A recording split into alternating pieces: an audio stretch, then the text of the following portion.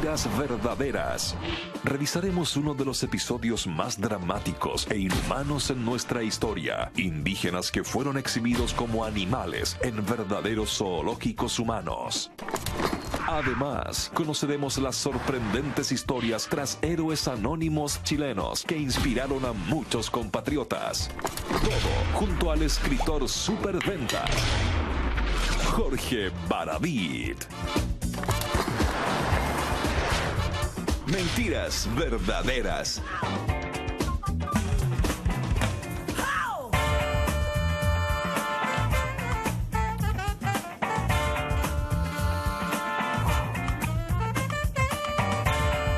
Imperdible noche de jueves, el superventa Jorge Baradit celebra hoy con nosotros el lanzamiento ya, porque está en librerías, del segundo volumen de La historia secreta de Chile. Jorge, bienvenido. Qué gusto tenerte con nosotros y bueno, qué alegría que acabas de parir tu segundo hijo de la historia secreta.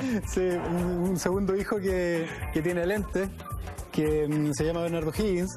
Y bueno, sí, estoy muy contento, ya lleva recién una semana en las librerías. La información que tengo es que le ha ido súper bien, que hay mucha gente interesada por las redes, lo están comentando. Yo creo que esto es una ola que no parará más, como se dice, ¿no? Es un interés genuino de la gente por saber de su historia, por conocerse a sí mismo, a través de otra forma de divulgación, a través de la narración. Hay una unión hermosa entre literatura, historia e identidad que se está dando en estos tiempos, no solamente con mi libro, con cosas como la que está haciendo Francisco Ortega, la que está haciendo Carlos Basso, la que se está haciendo en otros programas de televisión o de radio incluso. Hay una necesidad por conocernos. Y este libro, como dices tú, mi segundo hijo, me tiene tremendamente contento. ¿Cuál es el motor de este segundo volumen? Ya en el prólogo hablas de que los países son como un cuerpo humano, ¿no? Sí, son como personas. Hay un capítulo en YouTube de un humorista argentino, que yo lo recomiendo, donde él habla de la edad de los países, ¿no? Y es cierto, súper cierto. Chile es un país que debe ser como medio preadolescente, ¿no? En esto de que le encantan, está peleando por sus derechos y quiere sus derechos, pero de repente como que no va a votar y no le gustan los deberes, ¿no? Entonces no quiere hacer la cama este preadolescente, no quiere sacar la basura y quiere puro filete, ¿no? Y además está en ese punto donde te quieres conocer. Quieres saber quién eres. Le empezás a preguntar a tu familia, bueno, ¿quiénes fueron mis abuelos? Claro, ¿de dónde vengo? ¿De dónde vengo, te fijáis? Y yo creo que este país que está despertando cosas bien terribles. Está despertando cosas hermosas y a cosas espantosas también. Se está dando cuenta que sus abuelos y sus tíos hicieron cosas maravillosas, pero también hay esqueletos en el closet, hay cadáveres debajo de la alfombra. Y cualquier persona madura sabe que lo que necesita es saber todo. A los niños se les esconden las cosas terribles, pero un adulto debe enfrentarse a las luces y las sombras de su propia historia, de sí mismo y las de su pueblo. Un poco en eso estamos. Ya tendremos oportunidad, Jorge, de revisar algunos de los capítulos de esta historia secreta número 2. Y por permiso, señora directora, me voy a parar por acá, porque hoy día casualmente tenemos ambos volúmenes acá sí, en la mesa. Y qué bonito tener ambos libros juntos, porque este acaba de aparecer con un Bernardo Higgins sí, muy parecido a Augusto Pinochet. Sí, sí. Jorge, un tema terrible es el que hoy día vamos a revisar, porque un poco de contexto en la contingencia, ¿no? Hace pocos días nos enteramos del cierre del histórico zoológico de Buenos Aires en Argentina. Una tendencia mundial que Chile ya comienza a discutir, ¿no? Sí. Pero hubo un tiempo en que los europeos no solo exhibieron flora y fauna de otros continentes, sino que también exhibieron a seres humanos. Y los exhibieron como verdaderas rarezas mamíferas para estudiar, para analizar y también para conocerlos en una época donde no había ni cine, ni radio, ni televisión. Vamos a poner en contexto con nuestra nota introductoria, porque hoy, junto a Jorge Baradit, hablamos de los zoológicos humanos en Mentiras Verdaderas.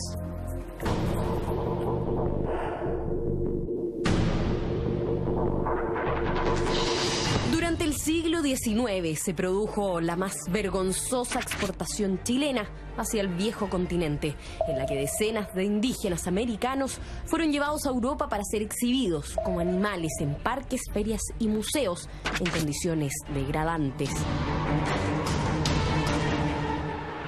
Esta es la historia desconocida en la que seres humanos fueron animalizados por representar lo diferente.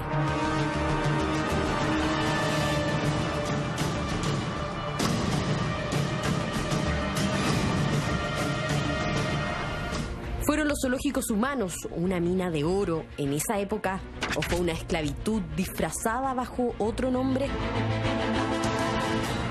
Esta noche en Mentiras Verdaderas, el escritor Jorge Baradit nos revelará uno de los episodios más inhumanos de nuestra historia.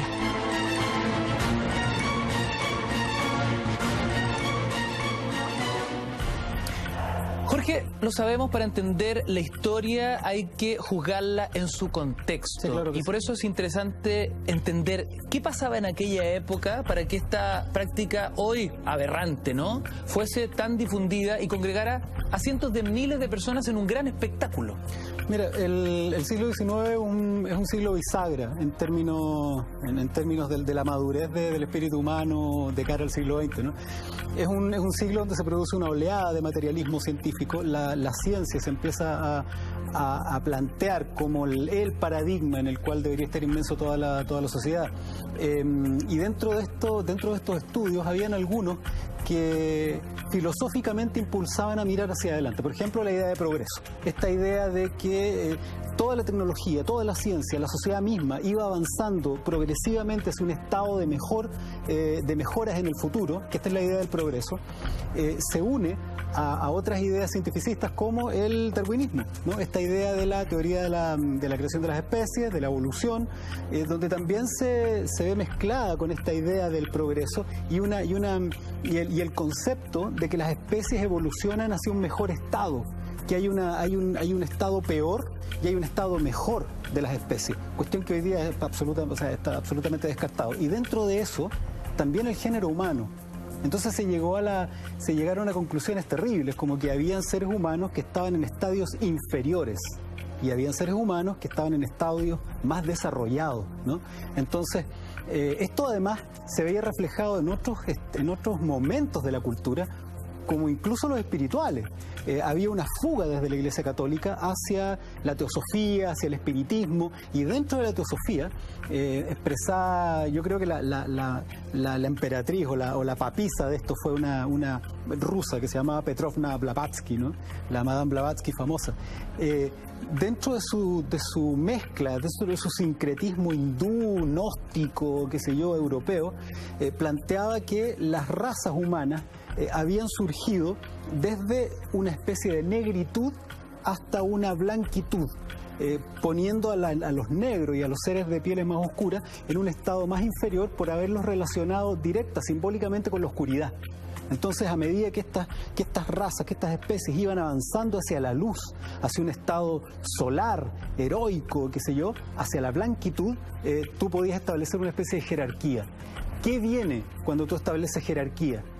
Ya desaparece esta idea de que somos todos iguales. Exacto. Desaparece o aparecen otras ideas, como que hay algunos que son mejores que otros. Todas estas ideas que son hijas de el materialismo del siglo XIX, como la frenología, donde había gente que pensaba que de acuerdo a las características de los cráneos, de las formas de particulares del rostro, tú podías determinar si alguien tenía tendencias criminales, si alguien tenía tendencias hacia la ciencia, las artes, ¿te fijas? La idea de que la forma, la raza, la complexión podía decir algo además del espíritu y de la conducta, una idea moral de las cuestiones que son meramente físicas. Y por ejemplo, en esta lectura, ¿no? ¿A qué fisonomía correspondía un tipo criminal, ponte tú? Sin duda, desgraciadamente, salíamos muy mal paradas las razas mongoloides, ¿no? O sea, la idea de seres con los ojos pequeñitos, más juntos, mandíbulas amplias, o los africanos, narices achatadas, estaban relacionadas con criminales, con gente de mal vivir, se decía, e incluso tenían cierto peso al momento de evaluar la conducta. En los manicomios del mundo, particularmente en uno, terriblemente famoso, que era el infame Bedlam, ¿no? en Gran Bretaña. Vean Penny Dreadful, ahí se muestra clarito. Estaba esta idea de que tú podías además determinar conductas psicópatas o conductas, qué sé yo, criminales también, utilizando la morfología. Desgraciadamente, todas estas ideas, la idea de que el ser humano iba avanzando hacia una perfección supuesta, ¿no? Desde la negritud hacia la blanquitud, la idea de que había formas del rostro o de la especie humana que podían predeterminar su conducta, la idea también de que había un fondo espiritual detrás de esto, que los blancos eran mejor desarrollados espiritualmente, más puros. Todas estas ideas tuvieron un choque frontal. Estas ideas que nacen desde el espíritu científico, de investigación, búsqueda, de intento de discriminar y analizar el mundo. Ahí está lo más demente de todo, ¿no? Todo eso que nace desde la ciencia se pega un choque frontal cuando en el siglo XX se le agrega algo que se conoció como eugenesia, ¿no? Que era esta idea de que había el darwinismo social relacionado con esto, que era la idea de que a través de la ciencia tú podías ayudar a mejorar la especie humana. ¿A través de qué? Esterilizar enfermos mentales, personas con retraso, derechamente en algún momento eliminar, ¿no? Algunas personas. Chocó todas estas ideas nacidas de la ciencia, del más genuino interés por entender a la naturaleza, chocó de frente en el nazismo. Y la eugenesia, la frenología, el darwinismo social, esta idea de que hay hombres mejores que otros, solamente por su condición física o racial, termina en la pesadilla más grande del siglo XX, con genocidios espantosos, filosofías o ideologías relacionadas con que hay mejor gente que otra, muerte y desolación para el siglo XX. Jorge, cuando hablamos que se les consideraba a humanos inferiores, ¿no? Sí. ¿Estamos hablando efectivamente de humanos en un rango en esta cadena inferior o simplemente estaban fuera de la cadena evolutiva humana? No eran considerados seres humanos. No, esto ya, ellos eran considerados seres humanos, pero también había otra cosa. Era tan fuerte el paradigma científico que la idea de tecnología, la idea de progreso, la idea de maneras y formas civilizadas de conducirse, llevó a pensar a muchos científicos europeos de renombre que solamente esas expresiones, es decir, la tecnología, la arquitectura, eran las formas en que tú podías determinar que una cultura o una especie era o no desarrollada. Entonces, cuando Darwin o cuando, no sé, otros científicos se enfrentaron a culturas como las patagónicas chilenas o como incluso la mapuche, ellos no veían que habían construcciones, no veían alfabetos, no veían muestras de su cultura, que eran propias de la cultura europea, ¿no? No las veían reflejadas en ellos, de inmediato quedaban asignados como inferiores. Darwin llegó a hablar de seres inferiores, miserables, que se entendían con ladridos, un desprecio pero profundo desde la ciencia más respetable de la época. Un desprecio profundo por, en nuestro país, Faustino Sarmiento, uno de los creadores de nuestro sistema educacional inicial, hablando de los mapuches como seres inferiores, incivilizados, porque no tenían estas manifestaciones. Recién hoy, hace muy poco tiempo, que estamos valorando cuestiones como la espiritualidad, como la cosmogonía interna de un pueblo, como su capacidad de relacionarse con la naturaleza.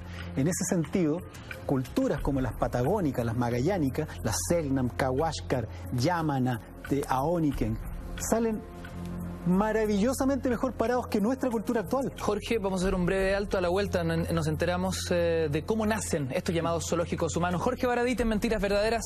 Vamos y volvemos.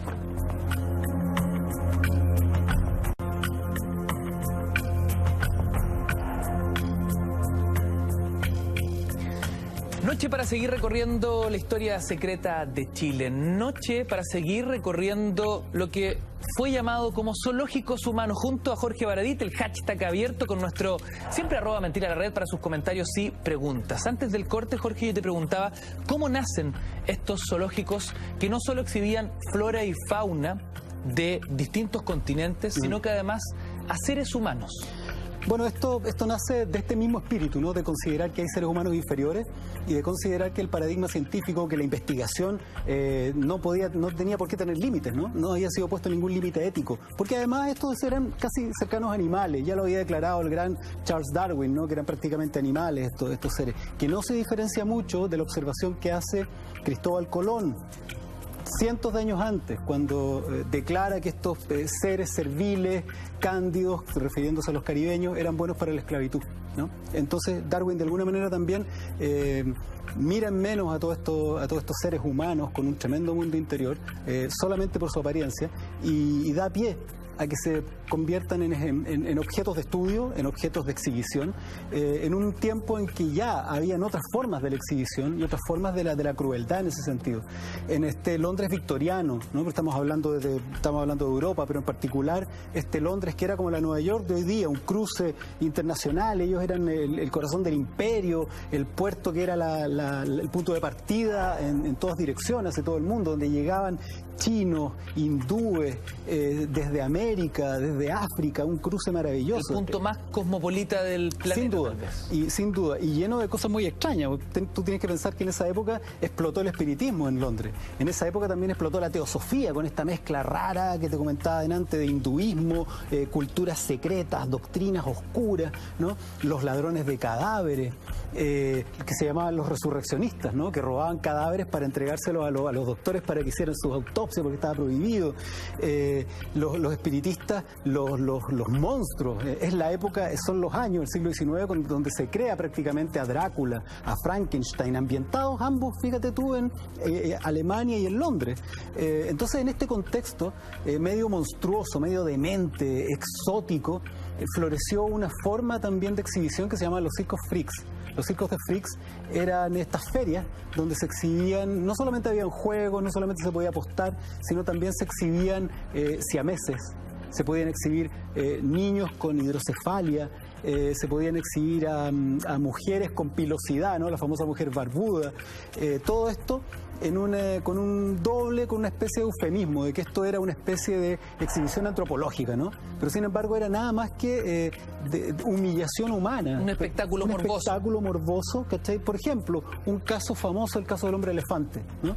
Que este personaje que tenía una deformidad corporal espantosa, John Merrick, que fue exhibido, quizás en mejores condiciones. John Merrick se convirtió como en el bicho raro de la realeza y de la aristocracia. Entonces era invitado a tomar tecito. En la película de David Lynch es maravillosa. Claro. Lo llevaban donde nobles y lo paseaban por todos lados. Finalmente el tipo muere bastante bien considerado, tiene una vida bastante amable.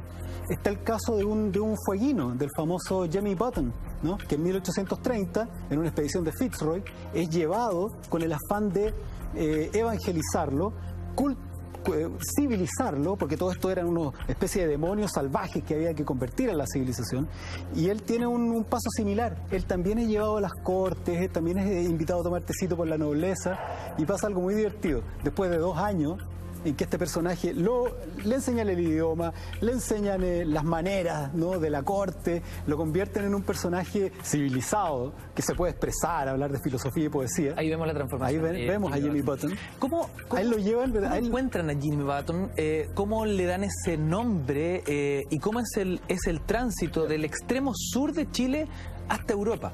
Bueno, a Jimmy Button, el teniente Fitzroy, lo toma desde la Patagonia, ¿no? Del canal del Beagle, porque él era un nativo canoero, era un yamana, era un yagán, y es llevado en 1830 a bordo de este HMS Beagle. HMS creo que significa Her Majesty's Ship, ¿no? Un barco de su majestad, en el Beagle, donde iba Darwin. Y lo llevan a Gran Bretaña y lo tratan bastante bien. Este tipo, la tripulación le pone el nombre de Jimmy Button y, como te comento, lo educan, le enseñan el idioma, le enseñan a tomar los cubiertos, a comer pescadito, todas estas cosas que se supone que eran la civilización y la cultura. Le enseñan a leer poesía. El tipo se transforma en un caballero que es capaz de sentarse un fueguino, un yagán, un tipo que anda en la canoa toda su vida, cubierto de grasa de lobo, cazando pescados, termina sentado en la corte inglesa tomando té con el noble Sir Charles y qué sé yo. Yo imagino que el proceso tiene que haber sido sumamente traumático, porque no solo lo sacan de su contexto, Sí. de su geografía, de su temperatura, sino que además lo visten. Bueno, lo le disfrazan, exigen claro. aprendizaje, una serie de protocolos, aprender un idioma que no es el suyo. Es una demostración de una absoluta insensibilidad, pero ¿Cuál, también... cuál era el objetivo? ¿Era científico? ¿Era un experimento? En este caso era más un experimento social. Ya. Lo que se pretendía era educar primero, necesitaban buscar intermediarios, no se hablaba el idioma. Entonces muchas veces se tomaba uno, se le enseñaba el idioma para que sirviera de puente. Perfecto. Porque habían... Una suerte de traductor. Claro, porque como esta sociedad europea estaba convencida, ¿no?, a través de esta idea también de la modernidad, una de las ideas de la modernidad es que existe una verdad que hay que encontrar, que es parte, por ejemplo, del paradigma científico. Por algo el sol ilumina y hay que investigar solo por qué. Hay una verdad. Entonces, en Europa se pensaba, bueno, nosotros somos la altura de la civilización humana, de la cultura humana, y tenemos que llevar este conocimiento y esta cultura al resto de la humanidad. Se sentían con el deber, llamados, ¿no?, como muchos políticos se sienten llamados al servicio social, ellos se sentían llamados a civilizar al resto del mundo también. Se sentían los religiosos llamados a evangelizar, no a respetar su religión, sino a enseñarles la verdadera, no a respetar su cultura, sino a civilizar a estos salvajes. Y en ese afán se llevan a Jamie Button a Inglaterra y lo educan, ¿ah? Y lo concientizan y le enseñan filosofía y le enseñan poesía. Al tipo le enseñan a tomar tecito de nuevo, ¿no?, y a comer con cubierto. ¿Qué es lo entretenido? ¿Qué es lo bonito? Que después de 2 años de haber estado inmerso en esta cultura, es llevado de vuelta con la idea de que él transmita a su pueblo todas estas maravillas del primer mundo y esta gran educación y cultura que él ha recibido. Y la anécdota es maravillosa. Baja Jamie Button a tierra y imagínate a todos estos ingleses mirándolo embobados, felices, orgullosos de su niño que va vestido como un caballero en dirección a su tribu. ¿Y qué es lo que ven? Que Jamie Button mira hacia atrás, hacia el bote, mira hacia su pueblo y se empieza a sacar la ropa como loco, bota los regalos, los cubiertos que le habían entregado todo y corre en pelota hacia su tribu para abrazar a su gente y abandona absolutamente todo lo que le habían estado enseñando 2 años. Prueba de que su cultura era tan potente, era tan fuerte como cualquier otra y era la propia y había que respetarla. Él hace un gesto de autorrespeto maravilloso. Y agradece todo lo que aprendió. Hay crónicas posteriores que dicen que sí, él agradeció todo lo que ocurrió, pero que su pueblo era su pueblo. Civilizar a este nativo Sí. era desde el primer día, ¿no? La historia de cómo le ponen button o botón en Sí. inglés es bien Sí. interesante. De hecho, la tripulación, entiendo, lo llama Jimmy de cariño. Él es James Button, Sí. que claramente no es su nombre original. Sí, claro. Mira, se me olvidó el nombre, pero un nombre bien enredado, como Yagan, pues los lenguajes del sur son chasquidos, ruidos, son bien complejos de pronunciar y muy difíciles de aprender. Él sí contribuyó, posteriormente Jamie Button estuvo involucrado en algo bien grave. Jamie Button estuvo involucrado, supuestamente, en la masacre y en el asesinato de una colonia inglesa que había intentado instalarse en la zona. Y es llevado incluso a declarar a Islas Falkland, a las Islas Malvinas. Y hay una controversia histórica que dura hasta el día de hoy. Hay gente que dice que sí, que él lideró, ¿no?, como una respuesta a esta esclavitud que habría sufrido durante 2 años y lideró la masacre de estos colonos. Y hay otros que no, que los culpan. Y dicen que no, que él incluso intentó detener a esta gente. ¿Por qué? Porque ya habían aprendido los yaganes a temerle a los ingleses. Claro. O sea, escondían a las mujeres porque eran, por supuesto, en viajes de 2, 3 meses en barco, los tipos le caían encima a las pobres indígenas y sufrían violaciones, mutilaciones, golpes y hasta muerte.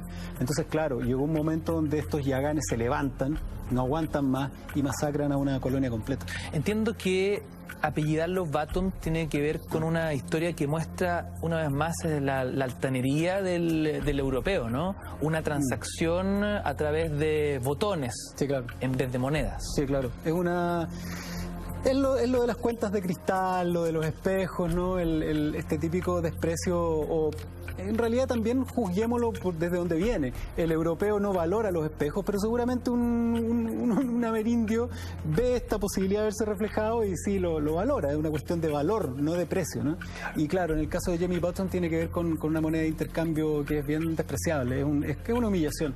Era la arrogancia y la soberbia de un pueblo que se consideraba superior al resto del mundo y que se consideraba además libre y con el derecho de apoderarse de tierras que no le pertenecían, adueñarse de sus gentes, utilizar esclavos y sojuzgar al resto del planeta.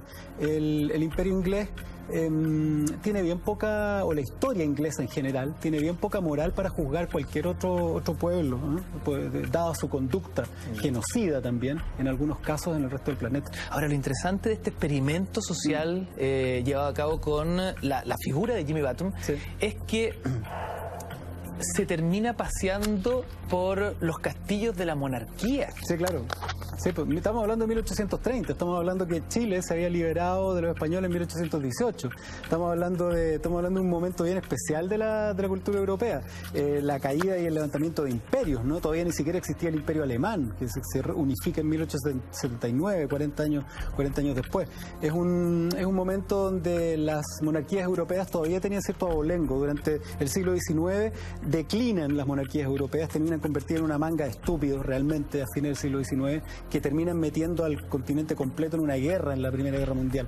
En 1830 todavía existía esta idea de la aristocracia europea, y es ahí, en esa apertura, donde pasean a John Merrick y donde pasean a Jimmy Button para, no sé, pues para zafar la curiosidad de una aristocracia, una nobleza amante de lo exótico, ¿eh? Claro. Tú podías encontrar en Londres, en patios de algunos nobles, llamas, alpacas, ¿no? Cohabitando con venados. Había un amor por el exotismo, un amor por lo que había en ultramar, mucha historia. Los ingleses tienen su corazón en ultramar. A nosotros, por ejemplo, en literatura, en Sudamérica, cuando escribimos no podemos no escribir sino de Sudamérica. Escribimos de nosotros mismos. Los ingleses son capaces de escribir historias sobre India, sobre Manchuria, sobre Japón. Tienen esa cosa mundial, esa idea de que el mundo de alguna manera les pertenece, ¿no? Todavía. Jimmy Button, desde los confines de la Patagonia, ¿llegó a conocer incluso a la reina de Inglaterra? Bueno, se supone que hay varias peripecias y una de ellas tiene que ver con por lo menos yo no sé si es algo confirmado o no. Pero no es improbable. Todos estos nobles estaban ansiosos de aventuras, estaban ansiosos de cosas entretenidas, se aburrían, ¿no? La idea esta del noble aburrido, como la vemos en esta película Relaciones Peligrosas, ¿no? Que no tienen nada que hacer, son unos terratenientes que no le trabajan un día a nadie, ¿te fijas? Tienen que pasar su tiempo haciendo algo. Entonces, traigamos este indiecito exótico a ver qué nos puede mostrar, ¿eh? Eran formas de paliar el aburrimiento, disfrazados de estudios antropológicos en muchos casos, ¿no? Cuando uno revisa El botón de nácar, el documental de Patricio Guzmán, donde hay harto minutaje dedicado a la historia de Jimmy Button, uno entiende que este experimento es tan brutal que finalmente él, con toda la educación y adiestramiento que logra en Europa, finalmente no es capaz de reinsertarse en sus orígenes. Es tratado también como un paria. Sí, claro. Finalmente él se siente a su regreso como parte de ningún lugar. Ya no es un indígena, pero tampoco y nunca será un europeo. Es un exiliado, de alguna manera, claro, de alguna manera Jimmy Button es una deformación. Al tipo, en vez de convertirlo, lo deforman, lo transforman, termina convertido en un monstruo para su propio pueblo. No es, en Europa perdió interés también, porque ya había sido civilizado, ya no quedaba mucho del salvaje, o al menos él podía conducirse como tal. Mira, entonces dejó de ser entretenido para el morbo social. Exacto, y cuando es devuelto, tampoco calza del todo. Son sociedades que viven en el, como se dice, en el pensamiento mágico. Entonces, este ser que viene del mismo lugar donde vienen los que oprimen, los que matan niños, los que secuestran mujeres, debe traer algo de ellos también. Y cuando Jimmy Button, acostumbrado ya a mejor alimentación, acostumbrado a mejores tratos, trata de replicar algunos de ellos en su propia comunidad, por supuesto que sufre el rechazo. Son comunidades que vivieron en la Patagonia durante 9.000 años, 6.000 años, viviendo de las mismas formas. Esas comunidades antiguas, las comunidades indígenas, estas bien ancestrales, tenían como uno de sus primeros mandatos hacer lo mismo que hacían sus antepasados, ¿no? Era una forma de sobrevivencia, también un mecanismo de sobrevivencia, hacer lo mismo, no cambiar, no variar, mantener la cultura. Entonces, cuando llegan estos extranjeros a intentar cambiar sus creencias, a cambiar sus actitudes, a cambiar su alimentación, por supuesto que son rechazados. ¿Jimmy Button es secuestrado o se le lleva, digamos, se le convence, se le seduce? Se supone que a él se le seduce, ¿no? Se supone que él es traído a bordo, que era particularmente curioso, además. Entonces tratan ven una posibilidad, sobre todo teniendo a Darwin en el Beagle, en el barco. Existe esta curiosidad por entenderlo mejor. No es solamente secuestrar un esclavo, no es solamente secuestrar un animal de exhibición, como ocurre posteriormente, sino que es convertir a este personaje raro, curioso, interesante, en material de estudio científico, ¿no? Y por eso que está la decisión de convencerlo, tratarlo bien, subirlo al barco, invitarlo a visitar Europa, y allá en realidad él él es bastante libre. Y como te digo, lo pasa relativamente bien. No es maltratado, no es expuesto en una jaula, ni mucho menos. Él es paseado por las cortes. Jimmy Button es un personaje bien particular de nuestra historia. Yo diría que es un poco el producto, en un tiempo muy reducido, de un shock cultural que vivió el continente completo, que es este encuentro con los europeos, la sojuzgación y la imposición de cultura foránea, que tergiversó a un continente entero, ¿no? Nosotros somos hijos de esos sincretismos, de esos enredos, de esa bota, ¿no?, europea que se pone. Recién estamos despertando, recién estamos dejando de querer ser europeos y también querer ser un poco indígena. Estamos recién abrazando este mestizaje del que somos hijos. Oye, Jorge, ahora lo de Jimmy Button, claro, es una historia brutal, terrible, aberrante, pero por otro lado, si uno analiza el recorrido que hace él, es una suerte de viaje en el tiempo. Sí, claro. Es casi una historia de ciencia ficción. Claro, el viaje al futuro.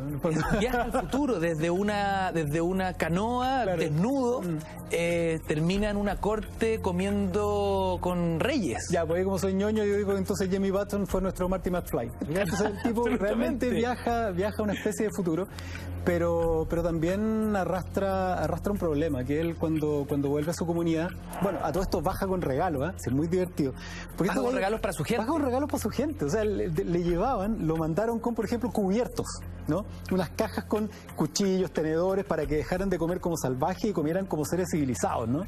Entonces, este chauvinismo europeo de que nosotros somos los que sabemos lo que está bien, reflejado en esa ridiculez. Imagínate, bajar en la Patagonia, en Tierra del Fuego, con servicio de plata, con cuchillería de plata para que coman guanaco sentados en su choza, ¿cachai? Con cuchillería de plata, hecha en Inglaterra bajo el mandato de la reina Victoria, que todavía no estaba la reina Victoria.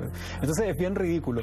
Y yo creo que Jimmy Button en su interior lo tenía clarísimo. Por eso que bota todos estos regalos, se saca toda la ropa y parte en pelota corriendo a abrazar a su gente. O sea, en 2 segundos todo lo que había logrado en nada, meses. En años, 2 años. 2 años. Y él lo bota por la borda. ¿Qué decía Darwin de todo esto? ¿Cómo retrataba a los indígenas patagones? De la peor manera. Para él eran personajes miserables.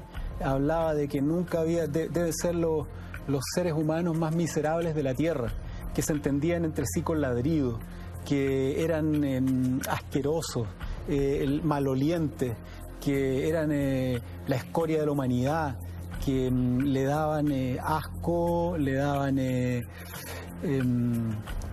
la miseria de sus vidas, le producía mucha ¿cómo se dice?, pena, ¿no?, mucha tristeza. Él era un científico de la época, ¿no?, como tal, y estos científicos de la época pensaban que había formas correctas de hacer las cosas. Estaba la idea, como te digo, de progreso, de que hay que mejorar, esta idea de que los seres más oscuros de los rincones del planeta eran inferiores y que estaban en un estadio, en una escala más abajo de la humana. Entonces había una doble intención, un desprecio hacia abajo y una idea chauvinista, ridícula, de llevarlos hacia la luz, hacia nuestra cultura. Entonces Darwin, dentro de todo lo que es el aporte de Darwin a la ciencia y a la cultura humana, en ese momento juzgado con parámetros de hoy, hay que tenerlo claro, con parámetros de hoy, sale pésimamente parado. O sea, hoy día sería considerado un racista, un desgraciado por esos dichos. Incluso hablaba de canibalismo, ¿no? Por supuesto, él fue idea errónea. Claro, idea errónea, que es muy similar, te repito, a la idea que tenían en España de los habitantes del Caribe durante el descubrimiento de América. O sea, estamos hablando de 400 años antes, ¿no? De hecho, la palabra Caribe deriva de los caribos, que de la palabra caníbal. O sea, de ahí viene la palabra caníbal.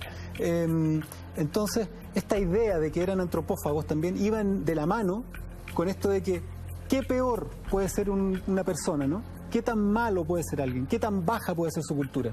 Se alimentan de seres humanos, ¿no? O sea, para ellos era obvio, estos seres miserables, bajos, espurios, seguramente comen personas. Claro, ¿no? Presentando un total desprecio por la vida humana, digamos. Sí, y hay que considerar... O por su propia gente. Exacto, porque hay que considerar algo. Con posterioridad se han investigado posterioridad se investigaron los lenguajes, ¿no? Por ejemplo, se descubrió que lenguajes patagónicos tienen el doble o el triple de términos y de complejidad que el idioma castellano.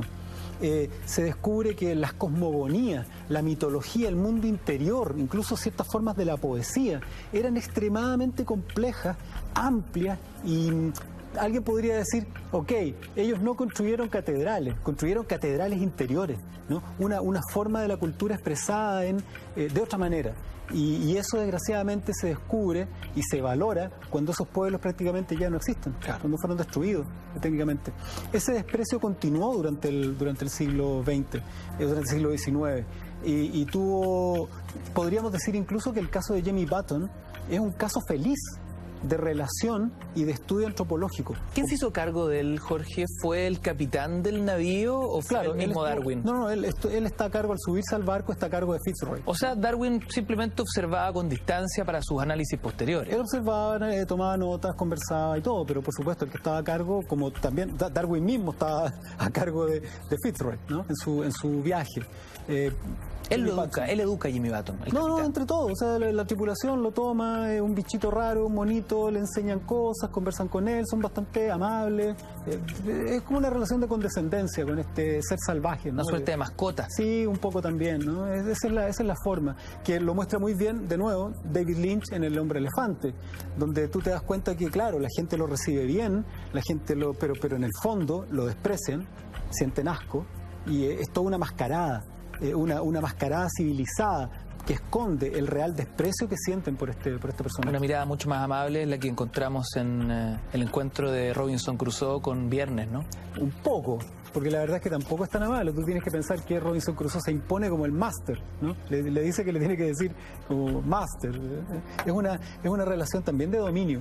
Lo que pasa es que Robinson Crusoe es una metáfora del sometimiento del indígena por el europeo, que piensa en términos de poder, de dominio. En cambio, este salvaje vive con la naturaleza, no tiene mayores problemas y no tiene tampoco problema en sojuzgarse porque no ve nada negativo hasta que empieza a ponerse complicado para él. Jorge, hemos hablado de los Circo Freaks, hemos hablado de esta increíble historia de Jimmy Button, como un indígena del sur de la Patagonia termina codeándose con la monarquía inglesa y luego vuelve a su hábitat en total desajuste, ¿no? En su contexto. Sí.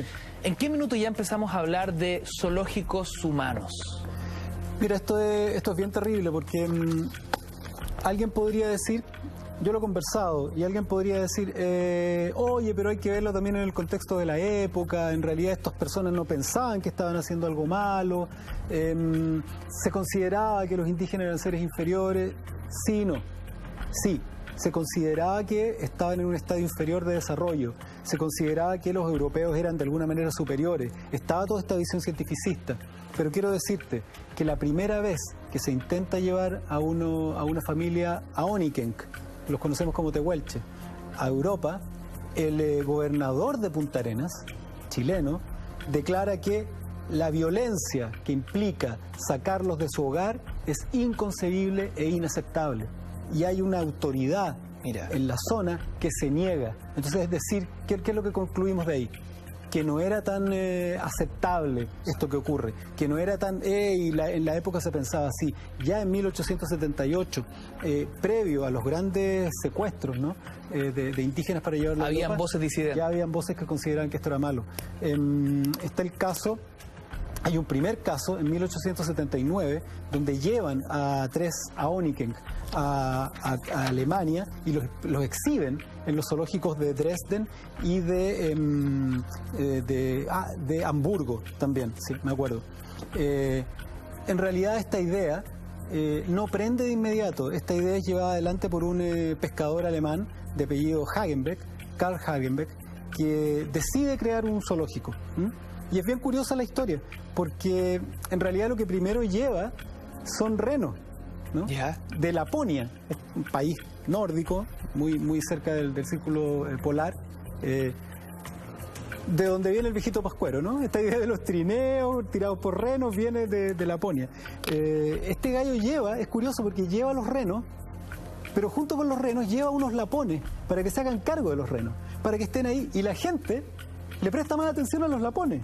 Los renos son unas figuritas, son un animal, ya son caballos con cuernos raros, ¿te fijáis? Pero la gente se preocupa y presta mucho más atención a la vestimenta de los lapones, al lenguaje de ellos, estas ganas de conocer personas exóticas, personajes raros de otras latitudes. El tipo recula con esta visión comercial. Sí, claro. Y lo que hace es que empieza a pensar en esta idea de zoológicos humanos. Chao los renos, traigamos traigamos. Y lo que hace es primero viaja por supuesto en barco a Patagonia, y lo que hace es traer a 11 fueguinos. Lo primero que hace es secuestra a 11 fueguinos y los lleva a Europa. Y aquí comienza uno de los periplos más salvajes y más atroces de estas historias, ¿no? Es la historia de 11 Kawashkar que son llevados a Europa y son paseados por distintas ciudades de Alemania por tren en un periplo espantoso donde van muriendo uno tras otro, donde van sufriendo enfermedades, van muriendo los niños. En condiciones espantosas de exhibición, son tratados realmente como animales,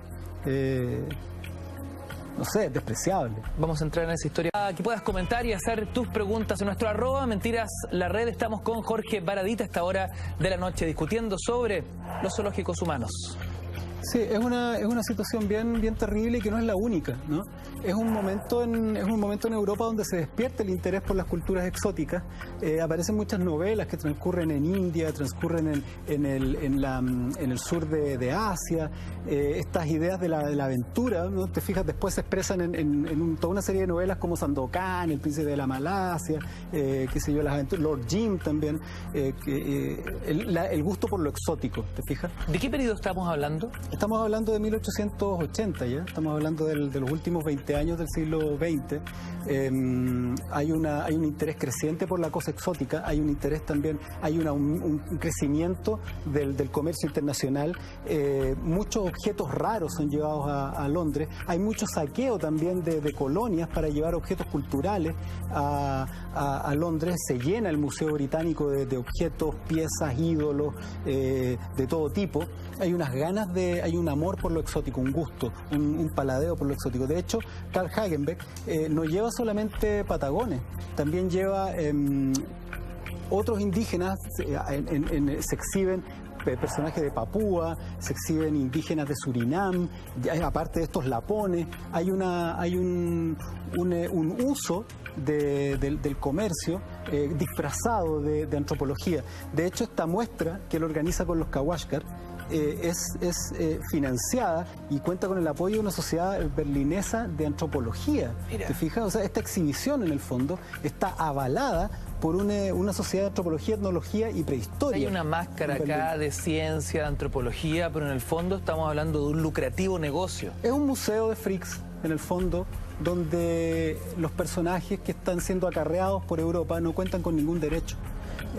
Aquí no hay derechos civiles. No hay condiciones sanitarias. No hay condiciones sanitarias. Menos acá no buena hay alimentación. No, acá no hay un contrato. Ellos fueron secuestrados. Son realmente tratados como animales. Tampoco son amparados por el Estado chileno. hay que pensar que ellos son chilenos, ellos habitaban en un lugar que está bajo la jurisdicción chilena. De hecho, la embajada chilena o el consulado, cuando fueron interpelados, respondieron dudando de si eran chilenos o no. ¿Te fijas? Está esta idea muy del siglo XVIII, muy del siglo XIX, de que los indígenas son parte del paisaje, ¿no? Cuando se le entregan tierras a los colonos, se le entregan con indígenas como si fueran pájaros, rocas, sin preguntarles si esas tierras son o no de ellos. Entonces, son animales cazados, exhibidos en condiciones espantosas. Las mujeres presentan signos de sífilis, es decir, sufrieron abuso sexual, están afiebrados, sufren hambre porque son alimentados de manera pésima, son alimentados con carne cruda para simular que son antropófagos, ¿no? Una de las cosas más atroces para estas personas, imagínate algo, ellos vivían en medio de bosques, vivían en sus canoas como las vemos ahí, casi no se bajaban de las canoas, los yaganes, por ejemplo, y vivían en un entorno natural. Ellos podían cazar, comer frutas naturales, pescado, se tiraban al agua si querían nadar, vivían en los bosques, tenían comunidades con territorios muy amplios por donde pasear, y de pronto son tomados de este hábitat donde vivieron 9.000 años como pueblo, metidos en un bote, en un barco. Imagínate esto, 11 Kawashkar sacados de su hábitat, metidos en las bodegas oscuras, sin entender el lenguaje, hijos, hermanos, tíos amarrados con grilletes en una bodega absolutamente oscura, sin condiciones sanitarias, y viajando 3 meses en barco, o 2 meses hasta Europa. Son medidas de tiempo impensables. Imagínate lo que significa hoy día viajar en bus un día completo a Arica. Es un espanto. Imagínate ahora viajar una semana metido en un bus. Imagínate ahora viajar un mes completo sin saber a dónde te estás dirigiendo, sin saber si te están llevando para matarte, sin saber si vas a vivir para siempre, porque nadie entiende lo que estás hablando. Te tiran comida que apenas te puedes comer porque es carne podrida, fruta podrida. Tienes que hacer tus necesidades ahí mismo. Estás viviendo en la absoluta oscuridad, escuchando el oleaje. De pronto, alguien muere de tu familia, 3 metros más allá, y tú en la absoluta oscuridad llamándolo, la persona no responde. Lo único que tú sientes es un chapuzón en el mar, que es el cuerpo que es arrojado. Tu hijo llora, tiene fiebre, cólico, 5 metros más allá, y no lo puedes alcanzar porque estás amarrado con grilletes. Piensa tú ahora que no es ni siquiera un mes, son 2 meses viviendo en esas condiciones, en la absoluta oscuridad, sin saber a dónde te llevan. Esa fue quizás la antesala de un infierno aún mayor. Después ellos son llevados a un puerto, salen y se encuentran con una civilización absolutamente desconocida. ¿Dónde llega este primer, comillas, cargamento humano para ser exacto? Ellos llegan al puerto del norte de Alemania, al puerto de Hamburgo, son desembarcados. Piensa tú en el shock que debe haber sido para ellos, habitantes de la pampa patagónica, de los lagos y los fiordos, haber llegado a una ciudad como Hamburgo, un puerto también importante de Europa, lleno de edificios, sin bosque, sin una planta, sin tener idea qué son estos carros con caballo, el humo que era espantoso en esa época de las chimeneas, el carbón que se utilizaba para todo, te fijas, para mover los barcos, para mover las chimeneas, las industrias, todo. Esta aglomeración también de gente, estamos hablando que ellos vivían 12, 15, separados por tremendas extensiones de terreno, con pueblos que quedaban a 1 día, 2 días, itinerantes además, ni siquiera tenían poblado, ellos se movían, y de pronto encontrarse hacinados en unas ciudades espantosamente atiborradas de gente, donde podríamos encontrar quizá 300.000 personas en una ciudad. Debe haber sido un shock horrible. Ellos pasaron un infierno, ellos debe haber sido el equivalente a estos infiernos que nos relatan los escritores de literatura fantástica, ¿no? O un Dante viajando a un infierno lleno de azufre, humo, con seres extraños. Ellos deben haber visto demonios por todos lados. Es una pesadilla que les duró mucho tiempo, fueron meses que ellos estuvieron paseando, viendo además cómo morían sus hermanos. cómo morían sus hijos. Iban cayendo a uno. Iban cayendo, si esto fue un reguero de sangre y huesos que fueron dejando a lo largo de Europa. Hagenbeck con sus Kawashkar. Hay una historia tremenda, ¿no? Que es la historia de los restos que finalmente son rescatados cuando ya llegan a Zúrich. Cuando llegan a ese lugar, están en tan mal estado, ¿no? Hay 2 niños con sarampión, hay adultos que están absolutamente agotados, destruidos, con 40 grados de fiebre. Piensa tú que en esas condiciones Hagenbeck los hace hacer de todas maneras el show. Este show que incluía arrojarles carne cruda para que comieran, que apuntaran con arcos y flechas, que simularan estar cantando o hacer actividades, cocinar ahí en el fuego. En ese momento es tanta la degradación, y como te digo yo, no eran tan insensibles, que hay un médico suizo, Johannes Seitz, que detiene la exhibición, ¿no? Detiene la exhibición. Y de alguna manera se hace cargo de estos despojos humanos que están a 14.000 kilómetros, 12.000, casi 14.000 kilómetros de su hogar, sin posibilidad de regresar, habiendo perdido toda esperanza, porque además nadie los entiende. Debe haber sido una pesadilla atroz. Este doctor los cuida, los intenta sanar, acompaña a los moribundos y finalmente mueren. O sea, este reguero de sangre y huesos que va dejando Hagenbeck con estos Kawashkar inocentes por toda Europa, se detiene en Zúrich y mueren Enrico, Liz, Capitano, que era el líder, y su esposa, y Trine, una mujer a la que se le hace una autopsia. Hay que pensar que esto, además, los cadáveres eran tomados con avidez por médicos para hacerles autopsias, para eviscerarlos. Hay el caso de una guagua que muere y le es arrebatada de los brazos a su madre para hacerle una trepanación y extraerle el cerebro para analizarlo frenológicamente, ¿no? También había una disciplina que pensaba que las circunvoluciones de la corteza cerebral se podía adivinar conducta, y puesto en formol, ¿no? Eran verdaderos tratamientos de animales. Entonces, cuando finalmente mueren, se reabre la exhibición, pero ellos ya no estaban ahí, eran fantasmas, muertos, abandonados en Europa. Durante mucho tiempo se pensó que se habían desvanecido en el aire, durante mucho tiempo se pensó que no había manera de rastrearlos, hasta que en el año 2008 unos investigadores descubren que hay restos de estos últimos 4 Kawashkar muertos en Europa que están guardados en cajas, no en un cementerio, no en territorio sagrado, sino que están en el departamento de antropología de la Universidad de Zúrich, en unas cajas, como si fueran restos de alguna alfarería, como si fueran objetos de estudio. Estaban guardados, escondidos y olvidados los restos de estos indígenas. A raíz de este descubrimiento, se realiza primero el descubrimiento de unas fotografías que se logran tomar de las exhibiciones humanas, y Christian Saez con Peter Mason sacan este libro maravilloso que se llama Zoológicos Humanos, y a partir de toda esta investigación logran dar con estos restos en el museo.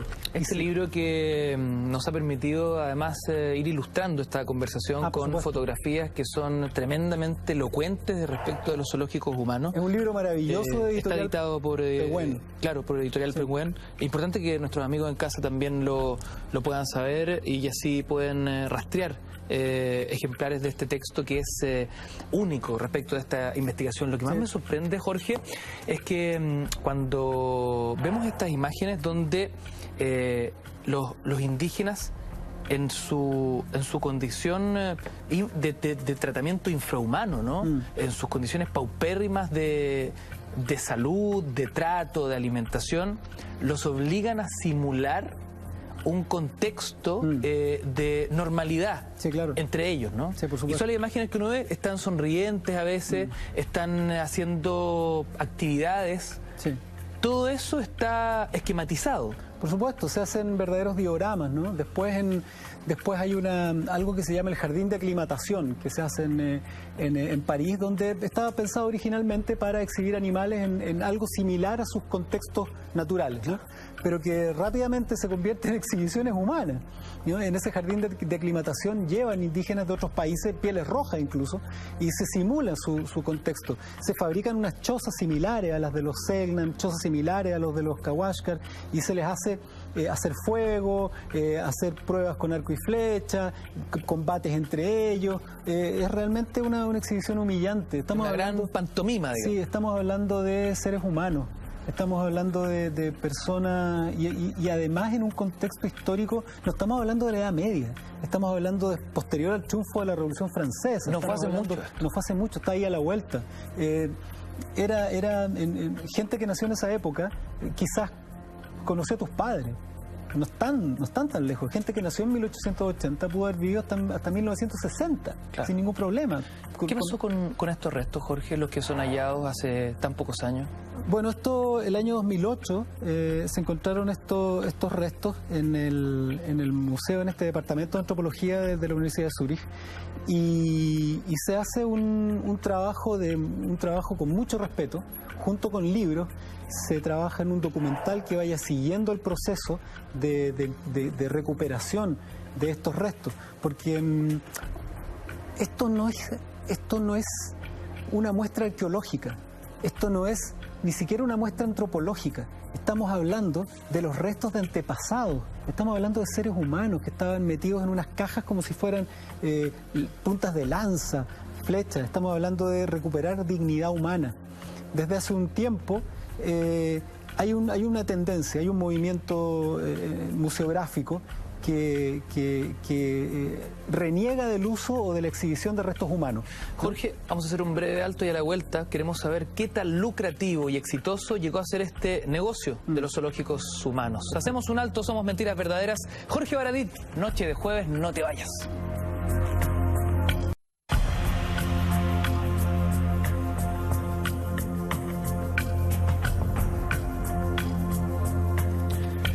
Noche de zoológicos humanos en Mentiras Verdaderas. Hoy descubrimos esta historia muy pocas veces difundida en los medios de comunicación, y junto a Jorge Baradit hacemos no solo el recorrido de estos macabros zoológicos en Europa, sino que también entendemos su contexto y lo juzgamos en su contexto.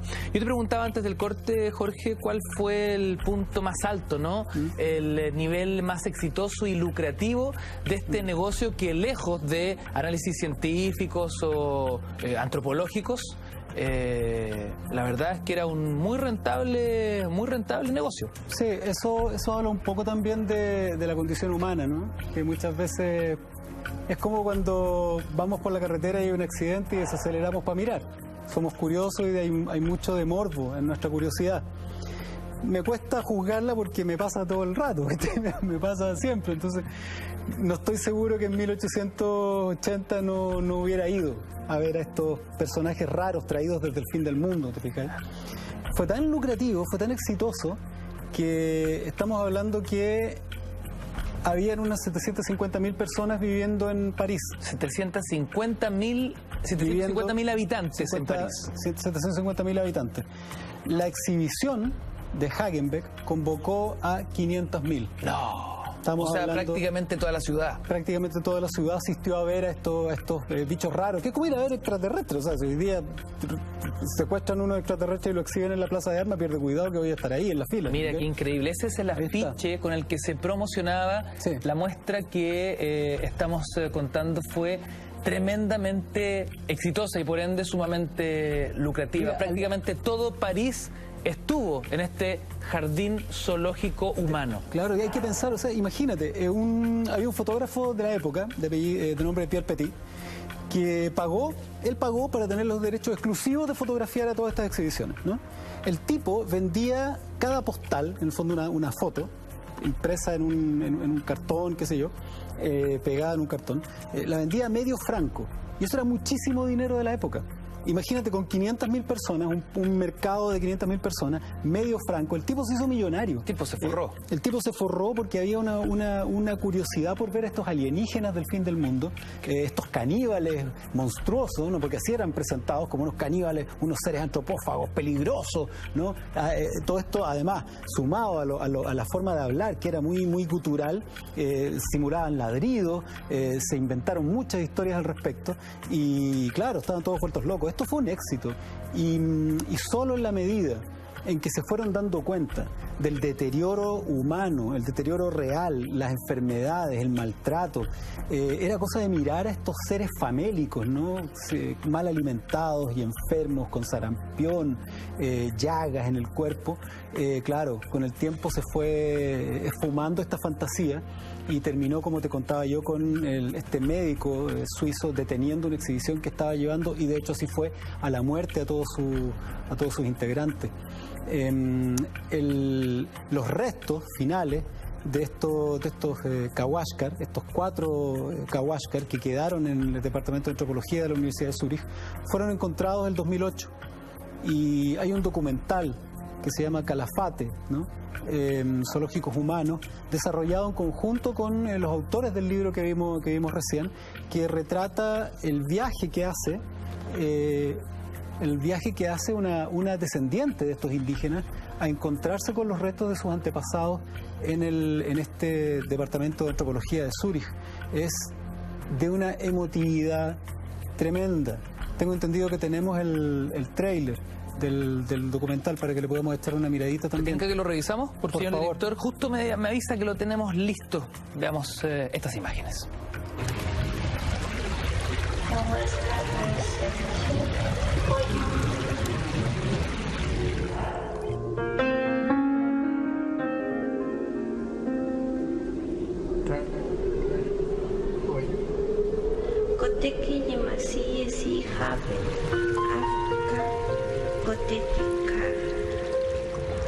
Bueno, de mi familia, una prima de mi mamá desapareció, que no se sabe dónde puede estar. Desapareció nomás.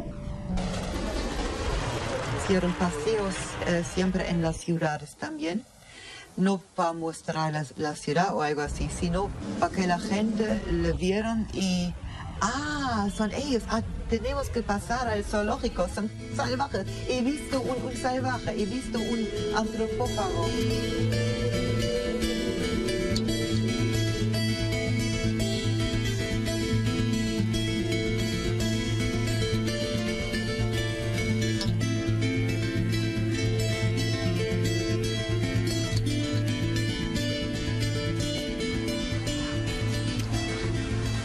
Son las 4 personas.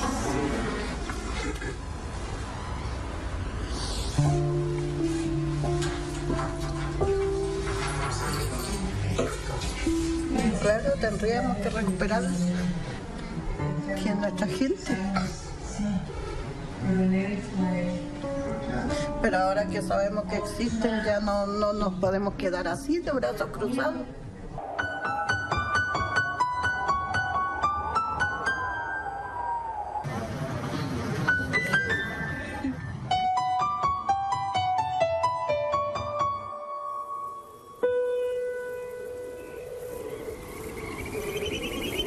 Ahí teníamos imágenes de Calafate, este documental muy emocionante, ¿no? Que retrata parte de lo que hemos estado hablando esta noche, donde cómo los zoológicos humanos y esta verdadera aberración de exhibir seres humanos como animales, como plantas, en la misma condición, flora y fauna e indígenas, tiene una vuelta de tuerca y la historia está contada desde todos los ángulos. Hay que pensar que más de 100 años nos demoramos en verlos como alienígenas distintos, de los que no entendíamos una sola palabra.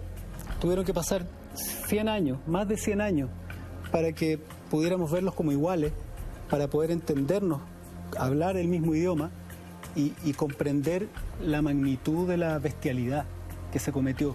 Ver a esta mujer es ver a una tía de uno, es una chilena, es una persona como nosotros, y ella cuando dice son nuestra familia, son nuestros, y después ve que están en estas cajas y entiende el trato que se les dio, inhumano, yo te juro, a mí me desgarra, o sea, por dentro. Es bien terrible porque es parte de lo que chilenos han pasado toda la historia del país, te fijáis, pasando por obreros, por indígenas, por trabajadores, esta brutalidad con que se trata a personas que supuestamente son inferiores, es parte de nuestra historia y hay que mostrarlo. Lo terrible de todo esto, bueno, hay que decir que finalmente se repatriaron los restos, ¿no? Se demoraron 2 años en todo el proceso y el año 2010 son traídos de regreso a Chile. La presidenta Bachelet los recibe en el aeropuerto y son llevados al sur. Y un amigo me contaba, un amigo de Punta Arenas, que cuando llegaron al sur hubo toda una preparación, ¿no?, para la ceremonia, que iba a ser una ceremonia ancestral tradicional. Jorge, hablemos de esa ceremonia al regreso. Seguimos hablando de zoológicos humanos en esta noche de Mentiras Verdaderas. Aprovecha de comentar en nuestras redes que ya volvemos. Difundida, los zoológicos humanos. Antes del corte, Jorge, hablábamos de cómo estos restos encontrados en Zúrich son en algún minuto repatriados, traídos de vuelta a Chile, y se produce un interesante choque cultural, ¿no? Sí, claro. El oficialismo versus las nuevas... la herencia de esos antepasados que deciden hacer una ceremonia privada y donde el Estado chileno no participa. Sí, claro. Cuando llegan a Magallanes, los descendientes, en el fondo, los representantes de la etnia involucrada, deciden hacer una ceremonia en una isla y toman la decisión de no aceptar la presencia de autoridades y de nadie que no pertenezca a la comunidad. Y hacen su propio rito ancestral para recibir después de más de 100 años, ¿no?, los restos de estos Kawashkar que habían sido llevados a Europa y que estaban desaparecidos. Los reciben de vuelta en su hogar, de vuelta en su territorio, de regreso a su hábitat, con una ceremonia absolutamente privada de la que nadie más participa. Cuando son llevados a Europa, el Estado chileno, ¿qué posición toma? ¿Hace la vista gorda? Sí. ¿Se convierte en un cómplice? En la mayoría de los casos, de estos casos que hemos investigado, ellos se muestran distantes. Incluso, pero en algunos casos, como en el siguiente que vamos a ver, incluso colaboran.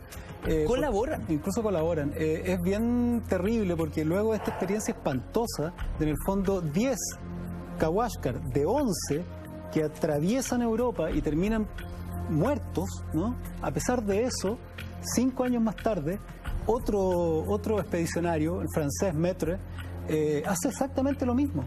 Secuestra a una familia Selknam con la vista gorda, como dices tú, del Estado chileno, y los lleva nuevamente a Europa. Y estamos hablando que esta pesadilla que vivió la familia, este grupo Kawashkar en 1883, se repite en 1888. Nuevamente son encadenados a un barco, son nuevamente llevados por meses a través del Océano Atlántico. Ellos sí atracan en el norte de Francia y son llevados directamente a quizás la situación más paradójica de todas.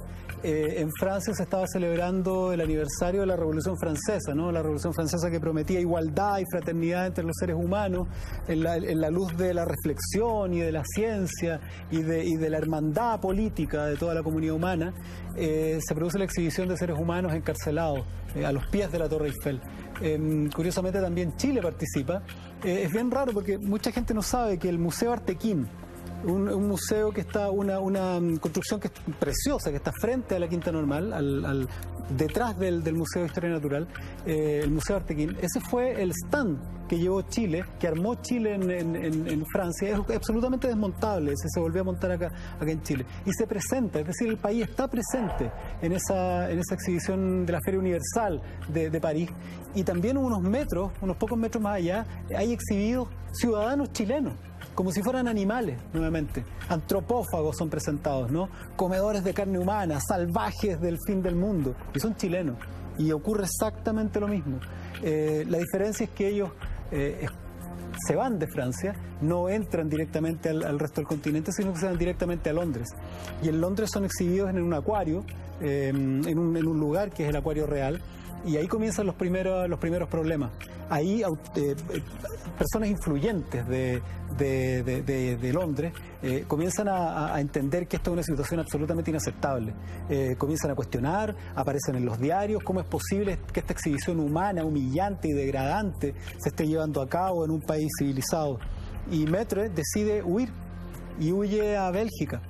Y en Bélgica termina la mentira. Ya no son exhibidos apoyados por antropólogos, ya no son exhibidos apoyados por sociedades de investigación antropológica. Se convierte en un circo de tomo y lomo, digamos. Es un circo. Y en Bélgica ocurre lo peor. Son exhibidos en el contexto de circos de freaks, donde se están exhibiendo obras protagonizadas por enanos, donde se muestran personas con deformidades, obras de teatro protagonizadas por animales, títeres. En ese contexto son arrastrados estos Selknam, una cultura maravillosa, expuestos como verdaderos animales. En ese lugar ya muere gente. Ellos vuelven a huir. Estamos hablando, Jorge, para poder entender, ¿no?, que el trato que se le da a estos indígenas chilenos, sí, es aún más denigrante que el de un esclavo. Sin duda, porque estos, por lo menos los esclavos los mantiene, para decir algo, ¿te fijáis? A los esclavos se los mantiene con cierto nivel de sanidad y salubridad porque finalmente tienen que trabajar y producir. Estas personas eran pésimamente alimentadas, sus problemas de salud no eran tratados. De hecho, en Bélgica muere una de las mujeres a 12.000 kilómetros y el ballenero belga, o sea, el ballenero Maître, ¿no?, la abandona en el hospital, aprovecha estas dificultades para huir de Inglaterra hacia Bélgica, y queda esta mujer abandonada en un hospital y se pierde absolutamente su rastro. Su cadáver no es encontrado nunca más, seguramente cayó en una fosa común. Hoy día los huesos de una Selknam están perdidos en territorio británico, en una fosa común, mezclados, absolutamente un fantasma de un maravilloso pueblo del fin del mundo flotando ahí en medio de Londres. Este gallo no se preocupa de ella, no se preocupa de las enfermedades de nadie, agarra este corro ya de seres andrajosos. Piensa tú que estamos hablando de que los está exhibiendo en pleno invierno, ¿no? Porque es en pleno invierno cuando llegan a Londres. Es decir, hay fotos o hay imágenes y hay descripciones de los Selknam caminando sobre nieve, ¿no? Esas eran las condiciones. Los arrastra a Bélgica y en Bélgica finalmente pasan a un segundo estadio infernal, que es que son detenidos por ser indocumentados y son llevados a una cárcel. No. O sea, este corro de esta familia Selknam termina ni siquiera ya exhibido, sino en una cárcel, en unos calabozos húmedos de mierda, ¿cachai?, en unos subterráneos, a la espera de que alguien los reclame. ¿El gobierno inglés toma conciencia de esto en algún minuto? El gobierno inglés decide que esto es inaceptable y pide la extradición. Pide que estos seres sean, o sea, que estas personas sean enviadas de regreso a su hábitat. Maurice Maître desaparece. Ahí, en cuanto a relaciones exteriores, diplomáticas, ¿qué sucede con el cónsul en Chile? No, al cónsul en Francia se le exige que responda y que se haga cargo de esta situación. Y la manera como responde el gobierno chileno es absolutamente pusilánime. Lo que dicen es, hey, no estamos seguros que ellos sean chilenos. Siguen estas dudas. Siguen esa duda, y cuando ya se les establece que ellos son efectivamente fueguinos, dice, bueno, lo que nosotros tenemos entendido es que fueron allá por su propia voluntad, ¿no? Que fueron, o sea, poco menos que esto era una relación de contrato, cuando sabían perfectamente que esto fue un viaje turístico, que esto fue, claro, que esto fue un secuestro, que esto fue un rapto hecho y derecho, y tratan por todos los lados de eludir responsabilidad. Cuando eso también es descartado, viene la peor de la yo creo que la última. Dicen, bueno, en realidad son chilenos, en realidad fueron secuestrados, pero ¿sabe qué? No tenemos plata para llevarlos de vuelta. La última decisión del Estado de Chile es decir que no tienen plata para enfrentar la extradición. Los abandonan. Y quedan abandonados. Y lo que hace es que el Imperio Británico decide ponerlos en un barco y enviarlos de regreso. Son 6 los que sobrevivieron del total. De ellos uno, por alguna razón desconocida, el cónsul chileno autoriza que se quede en Europa y se pierde, se pierde el rastro de él. Y hay otro que se baja en Montevideo, ¿no? Y tampoco se tenía mayor rastro de él. Llegan 4 a la Patagonia.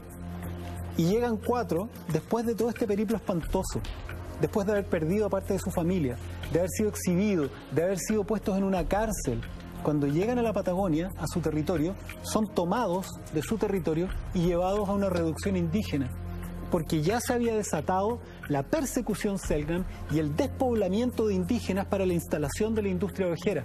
Menéndez, y esto que hablamos una vez, ¿no? Las masacres de Selknam, Menéndez con un ejército personal y con la ayuda de gendarmes argentinos y de Fuerzas Armadas chilenas, persigue, extermina Selknam.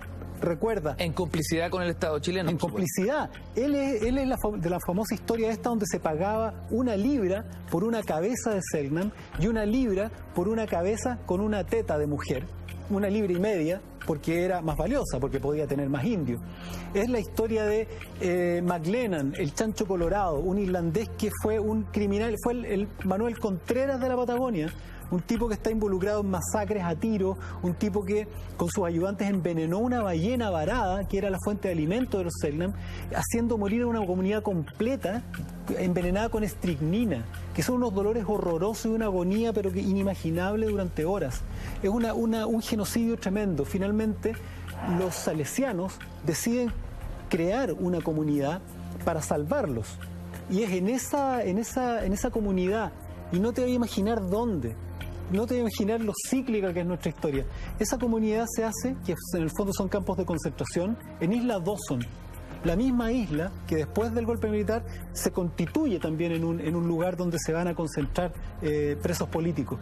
En esa isla sufren una nueva forma de infierno. Estos tipos que habían sobrevivido al periplo europeo se encuentran viviendo en unas estalas como para ganado, en unas condiciones infrahumanas, sufriendo frío, mal alimentados de nuevo, teniendo que trabajar además en los aserraderos, ¿no? Los salesianos, al parecer, tienen buenas intenciones, pero finalmente es mano de obra gratis para sus aserraderos. Y además ocurre una cosa peor. La ropa con la que los visten, porque por supuesto cómo van a andar mostrando sus vergüenzas, ¿no? Esto es contra lo que dice Dios y contra lo que dice la Biblia, qué sé yo, lo que se les ocurra. Los visten con ropas entregadas por los blancos, ropas entregadas por europeos o por chilenos. ¿Y qué traen estas ropas? Virus, bacterias, enfermedades. Mueren uno tras otro en condiciones horribles, con enfermedades desconocidas para ellos. Piensa que de 1500 Selknam y Kawashkar, que en 1895 estaban en esta congregación, en 1911, es decir, estamos hablando de solo 15 años después, de 1500 quedaban 25. Es decir, yo hice un cálculo y se morían uno cada 2 o 3 días. Cada 2 o 3 días moría un pariente tuyo, un amigo, un hijo, tu padre, tu pareja. Era una mortandad. Llegó un momento en que faltaban brazos para hacer fosas comunes para botar cadáveres. Ese destino, 2 meses después, alcanzó a estos Selknam que habían sobrevivido a los zoológicos humanos y al horror de Europa. Volvieron esperanzados. Imagínate tú lo que deben haber sentido estos Selknam en el barco, regresando a su hogar, pensando que volvían efectivamente a su hogar. La felicidad de bajar nuevamente a los fiordos magallánicos, de correr pensando esperar a su familia, y se encuentran ¿con qué? Con un nuevo apocalipsis. Querido Jorge, muy importante darnos el tiempo y el espacio para hablar de esta historia, para muchos desconocida, vergonzosa, pero justamente a eso nos dedicamos en este espacio, ¿no? A desempolvar lo que muchas veces no nos gusta de nuestra historia de Chile, y por eso para muchos sigue siendo secreta, tan secreta como la historia de muchos verdaderos héroes anónimos de nuestra historia, en distintos periodos, en distintas situaciones y en distintas etapas. Hoy día conocemos algunos de esos casos que la verdad son como para poner el pecho inflado. Queridos amigos, pongan atención a esta nota. Seguimos con Baradit en Mentiras Verdaderas. A lo largo de nuestra historia hemos glorificado a distintos personajes que han destacado por diversas acciones en pro de la patria. Arturo Prat, Bernardo Higgins, José Miguel Carrera, por nombrar algunos. Hoy en Mentiras Verdaderas nuevamente buscaremos el lado B de la historia. En Chile hay más héroes, esas personas que ayudaron a liberar a otros inocentes o que lucharon desde el anonimato para hacer de Chile un lugar mejor.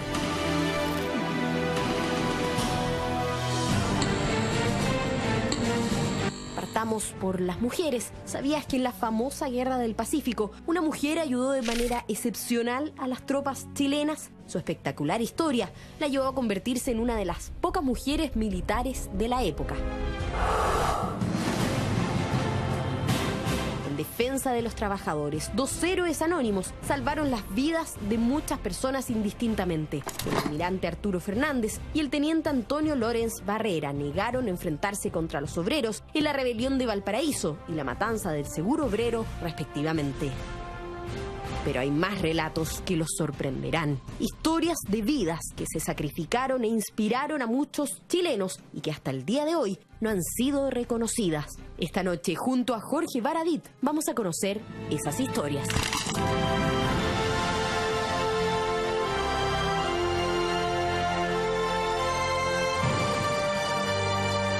Sí, claro. Oye, Jorge, bueno, historia de héroes anónimos, ¿no? Como bien decía la nota, nos hemos dedicado a conocer el lado B oculto y secreto de muchos de nuestros llamados próceres, ¿no? Sí. Los sacamos de ese busto de la plaza cagado por una paloma para humanizarlo, para entender qué hay detrás del personaje y hacerlo humano. Sin embargo, hoy día hablaremos de historias totalmente desconocidas. Sí, y es bien curioso porque hay algo que no es tan evidente, que es raro, y es que vamos a hablar de 4 personajes, y los 4 son militares, ¿eh? Como de repente me dicen, oye, tú cuentas cosas bonitas de los militares cuando ganan batallas, pero también cuentas cosas terribles de los militares cuando hacen cosas terribles con el pueblo, pero no cuentas de otros aspectos. Ya en un capítulo anterior hablamos de el piloto Pardo, ¿no? El piloto Pardo, famoso por rescatar a los integrantes de la tripulación del Endurance con Shackleton, y su valor, el valor que tienen las Fuerzas Armadas en los territorios más extremos, ¿no? Esa relación con la comunidad, esa ayuda social que tienen, la relación tan distinta con la comunidad que ellos manejan. Entonces, en este caso también vamos a hablar de otros personajes históricos, desconocidos, heroicos, relacionados con el mundo militar. Y vamos a partir con una mujer, además. Vamos a partir con una mujer. En un momento, en un país y un contexto con un machismo desatado. Absolutamente. Que una mujer llegue a sargento del Ejército de Chile, sí, me parece que es algo totalmente increíble. Mira, ahora, más que a mí me interesa la historia de Irene Morales, y que es absolutamente de novela, más allá del personaje bélico, el personaje que participa en la batalla, qué sé yo, como una historia de vida representativa de lo terrible que podía ser la vida de una persona en esos años, sobre todo una mujer. Hay que pensar que Irene Morales Infante nace en La Chimba, o sea, en Recoleta, ¿no? Era santiaguina, hija de una familia muy pobre, tan pobre que cuando muere su padre, su madre no puede hacerse cargo de ella y la entrega en matrimonio a los 12 años. Caramba. Irene Morales se casa a los 12 años. Obligada. Obligada. Vidas terribles. Al año muere de una enfermedad su primer marido y la mamá decide que se van a trasladar a Antofagasta. Primero se trasladan a Valparaíso, luego se trasladan a Antofagasta. En Antofagasta, que era boliviano, pero que estaba habitado mayoritariamente por chilenos, previo a la Guerra del Pacífico. Allá se casa con 14 años, con un chileno que habita en Antofagasta. Qué increíble, con 14 años, con 14 su segundo años. Matrimonio. Y ella, a los 13, y ella, un año después, y tiene otra tragedia más, porque este marido se enfrasca en una riña con un soldado boliviano, que era en el fondo territorio boliviano, claro, y lo mata. Y ¿dos veces marido, viuda a los 14 años? No, mata al soldado boliviano. Y esta tragedia familiar, porque en el fondo lo detienen, lo persiguen, lo detienen, lo encarcelan, lo juzgan, y ella sola, con 13 años, con su marido en la cárcel, en un territorio completamente extraño, habiendo llegado hacía pocos meses, y lo fusilan, le fusilan el marido. Hay historias que hablan de la venganza de Irene Morales, porque frente a esta situación injusta, porque todos los testimonios de las crónicas de la época al respecto dicen que fue provocado el marido de Irene Morales, y que esta riña que termina en la muerte del soldado fue en defensa propia. Entonces ella, en venganza, cuando Chile invade el 14 de febrero de 1879, invade Antofagasta y la toma, su primera reacción es disfrazarse de hombre y enrolarse. No. La descubren que Irene Morales, esta niña de 14 años, disfrazada de hombre para pelear una guerra, es mujer, pero por su tenacidad, por su interés, por su patriotismo, la destinan a la enfermería. Y ella se convierte en una enfermera del ejército. Ella participa. Ella no es una enfermerita que va por detrás. Ahí la vemos con un fusil, con un Comblain, en esa foto. Ella toma un fusil. Ella es una soldado. Ella participa en el desembarco de Pisagua, que conversábamos en la tarde, que era uno de los primeros desembarcos anfibios modernos de guerra, que se estudia en algunas academias del mundo, como un ejemplo de creatividad militar. Ella desembarca en Pisagua fusil en mano. Ella pelea en la batalla de Dolores a tiros con los peruanos, y se desenvuelve incluso en Miraflores, que es una de las batallas decisivas previas a la toma de Lima, ¿no? Y al fin de la guerra.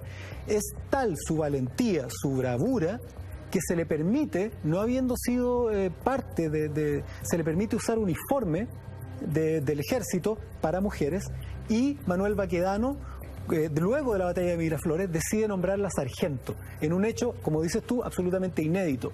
Es tal la bravura, la valentía de esta mujer, que es nombrada sargento. Qué increíble, acumula tal nivel de ira, sed de revancha. Sí, claro. Que termina convertida en un soldado, en una mujer soldado chilena bastante desconocida. Hay otro personaje del que hablaremos otra vez, que es la sargento Candelaria también, ¿no? Que también es parte del imaginario. Irene Morales, piensa tú en el vértigo con que se vivían las vidas en ese tiempo. Cuando termina la guerra, Irene Morales tiene 18 años. 18 años, y es una veterana de guerra, con heridas, habiendo visto muerte, matanza, habiendo sobrevivido a una guerra completa, vuelve a Santiago, y ella pasa a ser una veterano que al principio goza de cierto... ¿Beneficio? Más que beneficio, de cierto como valor para los veteranos de guerra y para el cierto país, reconocimiento. ¿no? Cierto reconocimiento. La invitan a ciertas ceremonias, pero rápidamente comienza a ser dejada en el olvido. Hay una deuda histórica chilena con los veteranos de la guerra del 79 súper importante. Muchos de ellos son abandonados literalmente, mueren en la indigencia.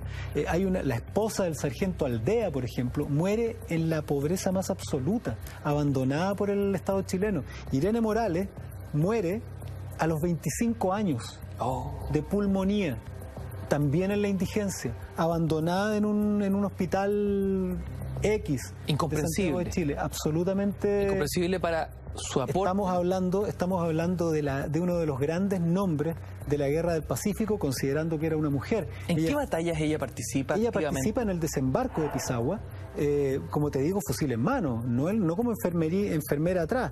Participa en la guerra, en la batalla de Dolores, participa en la batalla de Miraflores. Ella está en el desembarco en Hilo, que es lo que... Porque esto es más o menos a punta de puros desembarcos, ¿no?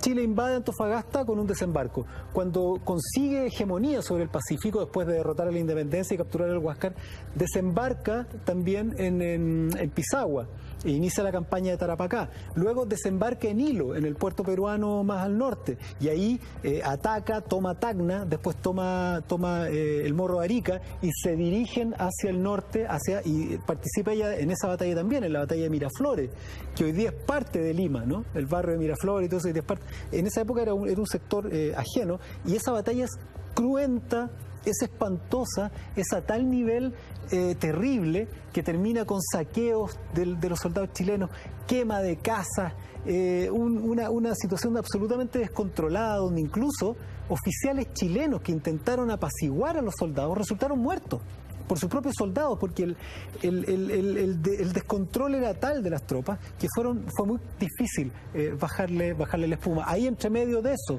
estaba metida Irene Morales.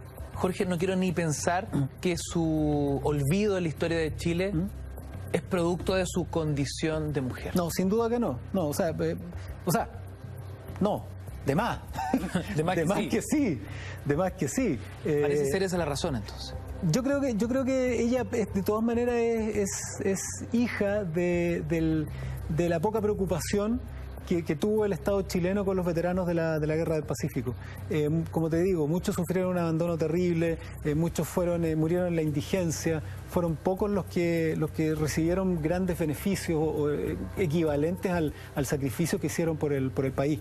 Irene Morales es un personaje a conocer, es un personaje a rescatar. Me encantaría ver la novela sobre su vida porque imagínate, es una vida tan vertiginosa que parte con un matrimonio a los 12, participa en una guerra, 2 matrimonios, una invasión, regresa como veterana de guerra y muere a los 25 años en la indigencia, con pulmonía. Parece una vida de 80 años, resumida en apenas 20, 25. Hoy no solo queremos homenajear la historia de Irene Morales, sino que también a la de un personaje que hoy averiguaremos su historia, mucho más que un equipo de fútbol. Exacto.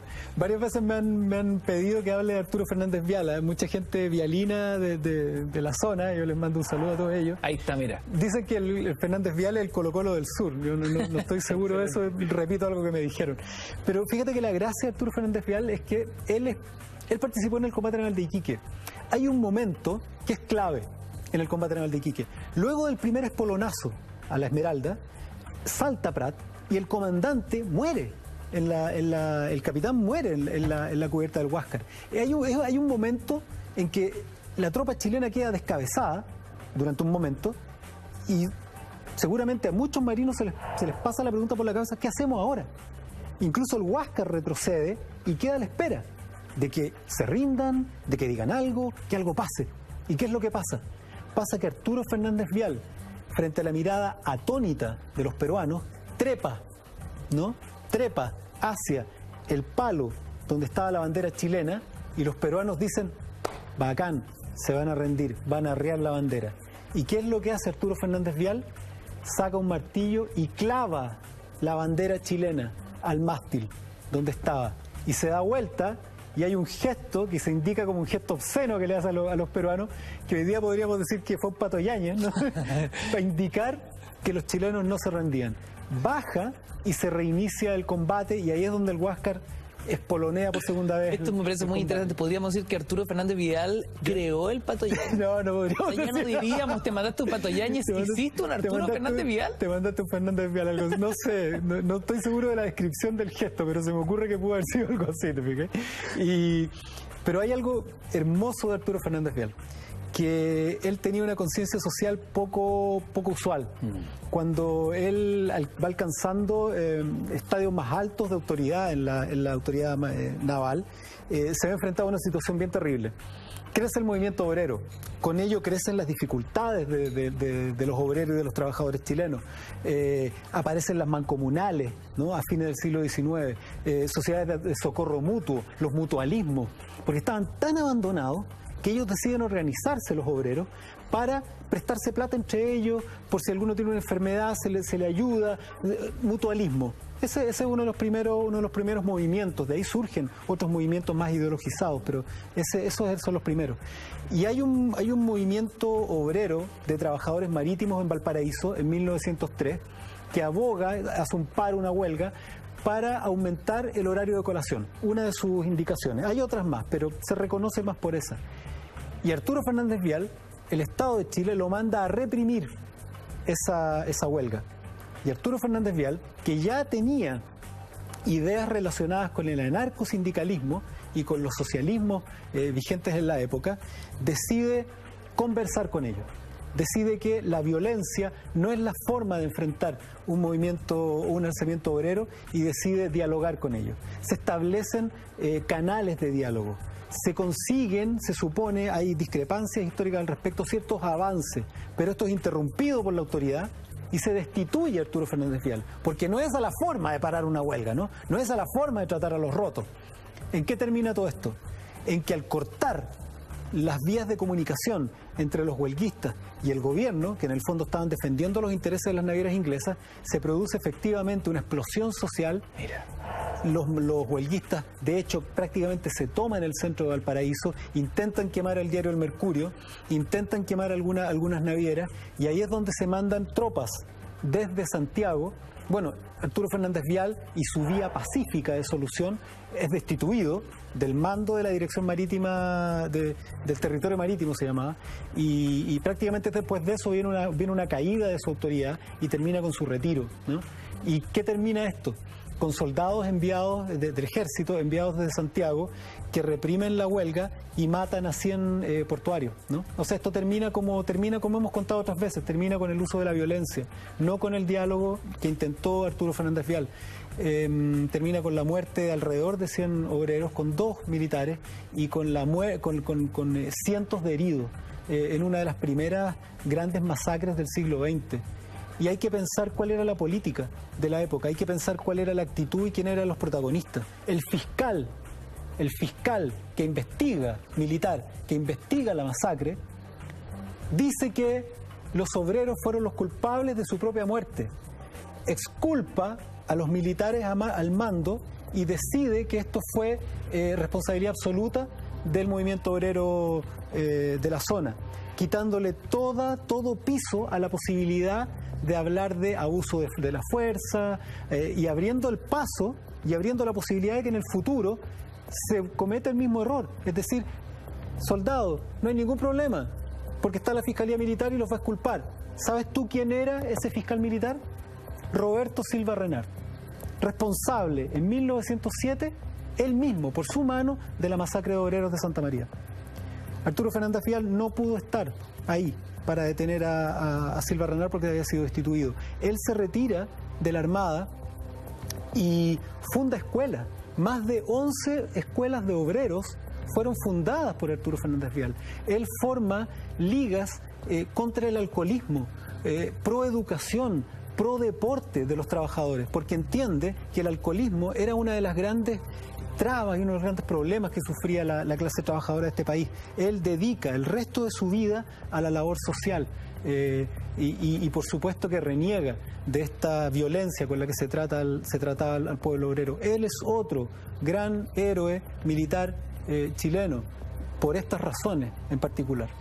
Jorge, otro que se negó a disparar en una matanza obrera, otro que tuvo los cojones, digámoslo definitivamente, de negarse, fue el teniente Antonio Llorens. ¿Cuál es su historia? ¿Quién fue? Entendiendo que hoy en Mentiras Verdaderas estamos reivindicando la historia de héroes desconocidos de nuestra... Sí, son personajes que también deberían tener su monumento, ¿no? Su recordatorio al menos. La masacre del Seguro Obrero es uno de los hechos más espantosos. En 1938, un alzamiento nacional socialista, porque había un movimiento nacional socialista en Chile, hubo un movimiento nazi, distanciado del movimiento nazi de Hitler, ¿no? Ellos se declararon no relacionados con el movimiento y en vez de hablar de raza, ellos hablaban de chilenidad. Ellos hablaban de los chilenos, de la chilenidad. Muchas personas de repente me dicen, oye, pero ¿por qué pones eso junto con las masacres de obreros? Esto es otra cosa, esos jóvenes eran nazis. No, ellos eran chilenos, equivocados o no. Puedes participar de sus ideas con mayor o menor profundidad, pero eran chilenos que fueron masacrados por el Estado sin juicio a metros de la moneda, con la orden, se supone, del propio presidente Alessandri. Y de nuevo una constante histórica. En 1934 se había producido una masacre de agricultores campesinos en Ranquil, porque este país es un cementerio de norte a sur. Hay una geografía de la sangre, de muertes de obreros, trabajadores, estudiantes, jóvenes, campesinos e indígenas, que siembra este país de hueso y sangre. Esa masacre de Ranquil de 1934 fue dirigida por Humberto Arriagada, el mismo que luego fue nombrado director de Carabineros y dirigió la masacre del Seguro Obrero en 1938. Pero, como siempre hay gente digna, el teniente Antonio Llorens Barrera decide que es una brutalidad y una ofensa a los ideales militares disparar sobre personas que ya están rendidas. ¿Qué pasa cuando él se niega? Cuando él se niega a disparar sobre jóvenes rendidos, con manos arriba, de espaldas, es tomado prisionero por sus propios compañeros. En el acto. En el acto. Es llevado escaleras abajo del Seguro Obrero, se le arrancan las charreteras se le quita la gorra y es llevado por la mitad de la calle, ¿no? En dirección al cuartel de investigaciones. En total humillación. Una humillación digamos. pública. O sea, lo que buscan al llevarlo por la mitad de la calle es someterlo al escarnio público.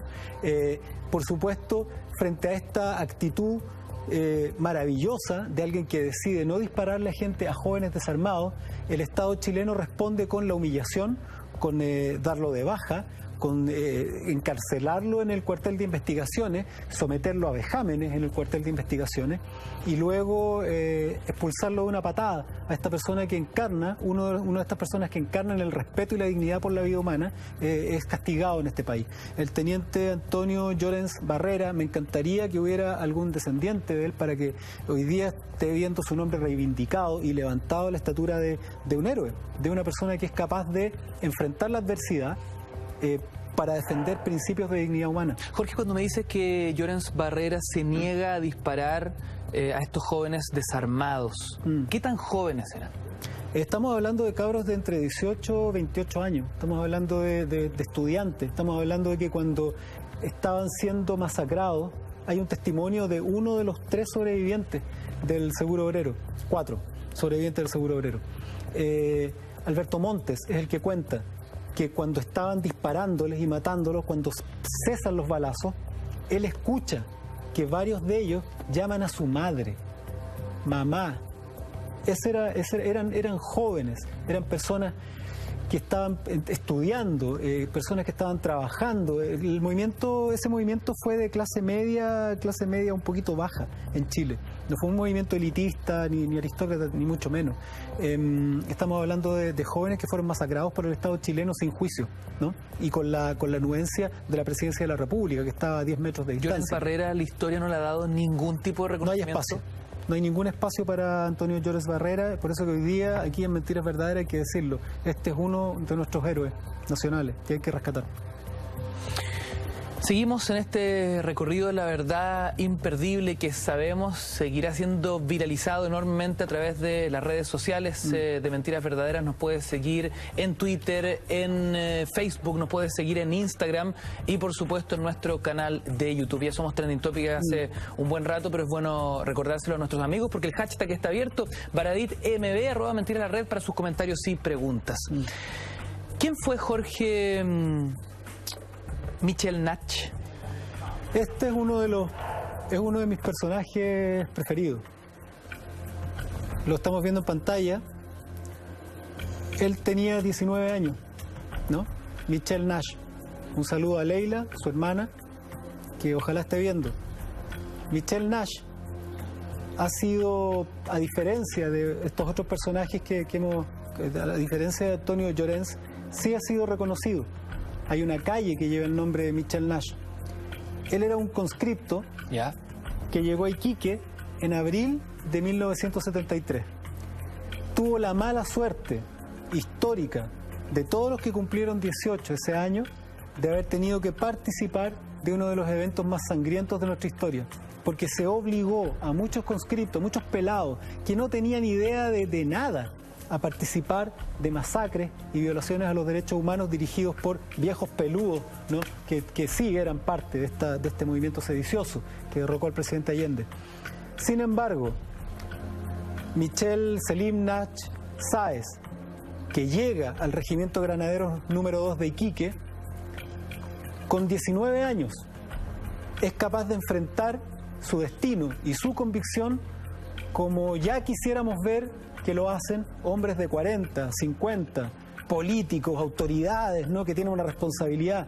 Este cabro de 18 años, 19 años, cuando en septiembre del 73 se ve enfrentado con un fusil en la mano a presos políticos y a la orden de disparar, se niega.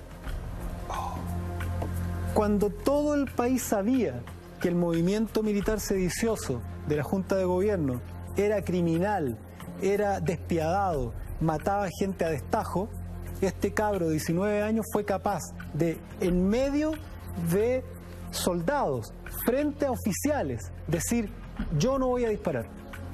los compañeros se comenzaron a poner nerviosos. Hay una crónica que relata esto. Se comienzan a poner nerviosos y le dicen, lo tratan de convencer.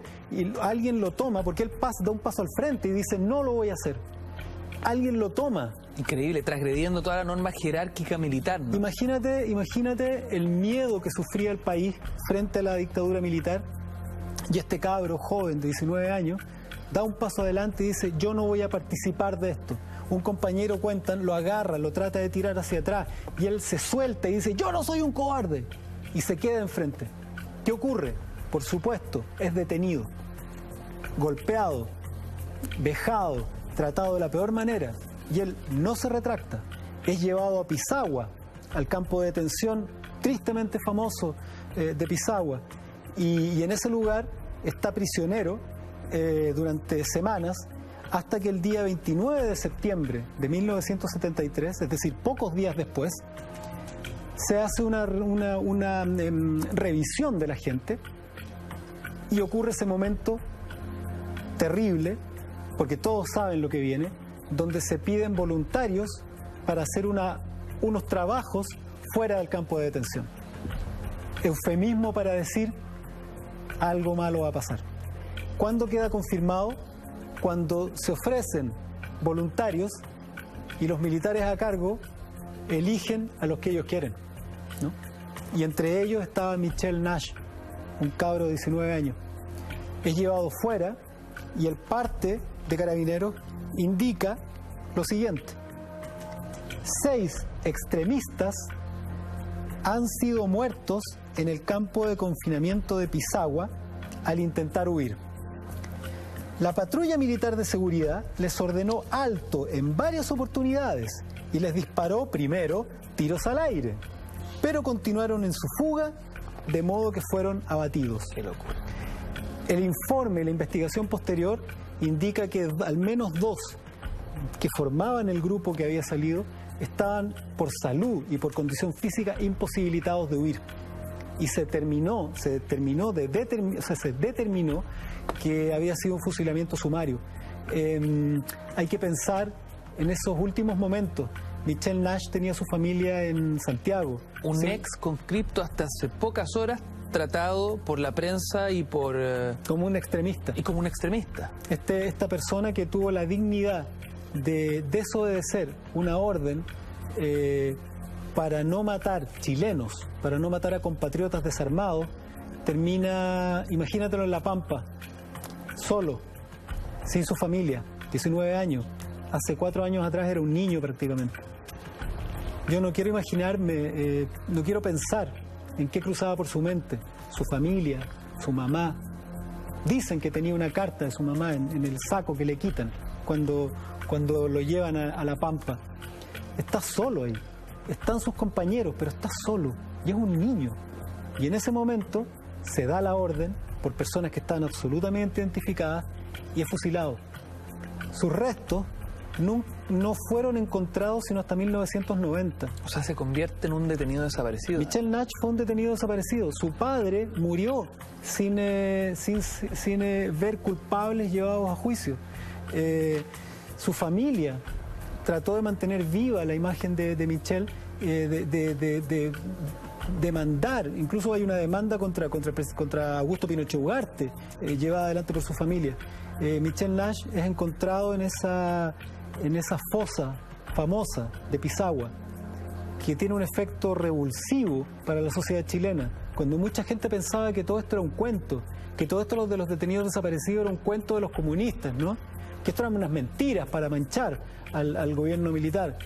Y nos encontramos cara a cara en 1990 con esas fosas comunes en Pisagua, con personas dentro, vendadas, la famosa imagen del detenido desaparecido fusilado, vendado, mantenido casi como una momia, ¿no? Mantenido bastante bien por las sales y por el clima del desierto. Y ahí estaba Michel Nash, eternamente con 19 años. Él murió con 19 años. 17 años después se encontraron sus restos. Y sigue joven. Y yo conozco a su hermana. He conversado un par de veces con ella. Sé del dolor de la familia de haber perdido a este principito que tiene ahí. Él también fue un héroe. Tiene un reconocimiento, como te comentaba, hay una calle que se llama Michel Nash, pero creo que él y su actitud de no agredir a un compatriota desarmado, aunque haya alguien que te lo ordene, ese valor, esa convicción de un cabro de 19 años, merece un mejor lugar en nuestra historia. En la historia también no contaba de muchos conscriptos que con miedo, Fueron sin tener herramientas, Sí, claro. formando parte de una jerarquía absoluta y siendo el último eslabón de la cadena, tuvieron que seguir órdenes. Sí, claro. Seguir órdenes más allá de un fin acomodaticio, ¿no? De decir, bueno, prefiero estar de este lado porque aquí me siento protegido, resguardado y yo soy el que tengo el fusil, versus que estar al otro lado de las víctimas, ¿no? El raciocinio de Nash es inmediato.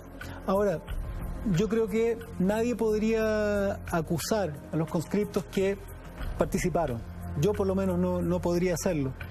Yo destaco a Michel Nash como un héroe. Una excepción total a la regla. Claro, entendiendo que un héroe es alguien que realiza un hecho excepcional. Extraordinario. Hay conscriptos a los que les cagaron la vida al obligarlos a participar. Fueron gente que se vio acorralada entre o lo haces o te mato. Mira lo que le pasó a Michel. Te puede ocurrir a ti también. Y esa gente se ve obligada a actuar más allá de sus convicciones. Le destruyen la moral. A esa gente le destruyen en parte la vida. Deben haber por ahí circulando en Chile muchos conscriptos, pelados de la época, que eran prácticamente niños, con un muerto en su conciencia, con 2, 3 muertos en su conciencia. A esa gente realmente les mataron de alguna manera el alma. Viejos, que con sus órdenes les ensuciaron el corazón. Michel Nash es un... Digo, me da la idea de un principito, te digo. Es una forma del heroísmo que es destacable, pero no para acusar a los otros, a los que no pudieron actuar como él. Es para resaltar la actitud y de lo que puede ser capaz un cabro de 19 años cuando tiene unas convicciones tan profundas en su corazón. Querido Jorge, queremos agradecerte esta noche por acompañarnos. Sabemos que no has estado bien de salud y aperrar con temas que son tan intensos, además, conversando con nosotros en semanas convulsionadas, donde, y digo convulsionadas, de mucha acción, porque acaba de aparecer en librerías La historia secreta de Chile 2, por supuesto, bajo tu firma. Queremos celebrarlo y además queremos preguntarte brevemente, porque ya tendremos oportunidad de desarrollarlo con más tiempo, ¿no? ¿Cuáles son las historias que compendiaste en esta ocasión? Digamos. ¿Cuál es la continuación de La historia secreta? Mira, le tenemos historias... ¿Qué le trae el menú? ¿Qué le trae el menú? Esto parte, de alguna manera la portada ya lo dice, ¿no? Parte con O'Higgins, termina con Pinochet y trae historias como la pregunta, ¿es Bernardo O'Higgins el libertador de Chile? Algo que de alguna manera respondimos acá. Un sacrificio humano en 1960 en Puerto Saavedra. La pregunta, el Estado chileno persiguió brujos, ¿no? Hubo cacería de brujas en nuestro país. El Movimiento Nacional Socialista en Chile, ¿existió realmente? Algo adelantamos hoy día. ¿Dónde están los símbolos de poder chilenos? Todos estos símbolos extraños, medio esotéricos de pronto, que sostienen nuestra chilenidad, ¿dónde están? ¿Por qué están perdidos? ¿Quién es el niño del Cerro del Plomo?